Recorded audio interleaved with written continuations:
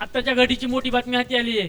अकोले तालुक्यातील कुमशेत येथील आजोबा डोंगरावर अडकलेल्या 10 पर्यटकांची सुखरूप सुटका करण्यात आली आहे।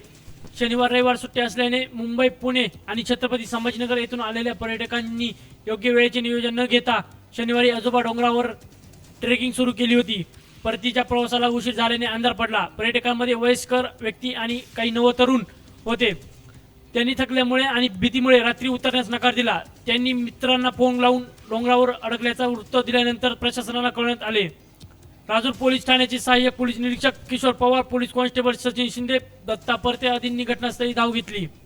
पर्यटक चालण्याच्या स्थितीत नसल्याने 3 स्थानिक गाईड, जवान टेंटची व्यवस्था करून संपूर्ण रात्र डोंगरावर काळजी घेण्यात आली। रविवारी सकाळी राजूर पोलीस, कुमशेत ग्रामस्थ, वन विभागाच्या कर्मचाऱ्यांच्या मदतीने सर्व पर्यटकांना सुखरूप खाली आणण्यात आले।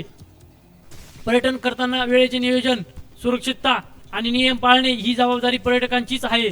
त्यामुळे पर्यटकांना जाताना काळजी घ्यावी असं आवाहन पोलीस प्रशासनाने केले आहे। प्रतिनिधी गणेश आवरी, MH मराठी, अकोले, अहिल्यानगर।